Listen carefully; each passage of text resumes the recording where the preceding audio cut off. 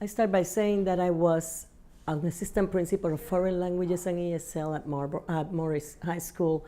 In about 2000, I heard of the Gates Foundation coming into taking 5 schools in the Bronx and dividing them into small schools.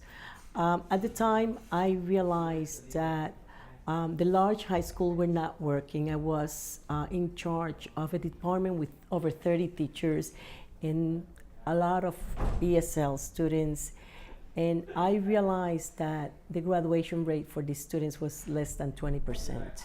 This school helped me because if I was in different school without like diversity or like the student with first language as English, I would not be as confident as I was in this school. So sometimes I think diversity helps because we feel like we all are in same level. Yeah, that gives us a lot of confidence. No, no. All right.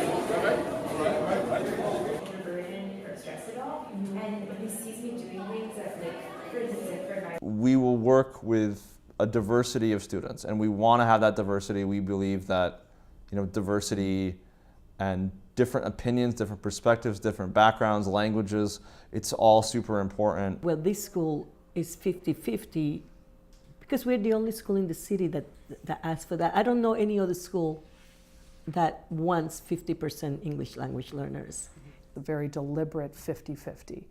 And the one other main goal we wanted diversity within that 50%. We could very easily be 100% Latino, and we are definitely a high percentage. We're at about 60%, but we wanted students from all over the world as much as possible. And so when we recruited students, we sought that out. We had Albanians, Africans, Asian, Eastern European, other countries too, Russian, and we've continued to do that. Again, so students get exposed to viewpoints from all over the world, religions, ethnicities, but also they are surrounded by students that speak other languages, which really enforces English as being the language of communication for everyone. One of the things I think that's special about our school is what you find a lot in New York City is you have schools for ESL students and you have regular schools that get a dribbling of ESL students. We don't really believe that either of those are the best model. What we feel is that you have to have ESL students being taught with ESL methodologies, but also being able to access native language speakers. So we start out our 9th grade with 50% ESL, 50% mainstream students, and then they merge after a few years. I thought that it should be a school that was international studies and international students. We always felt that this population was a population that could and should enrich a school culture and not be separate.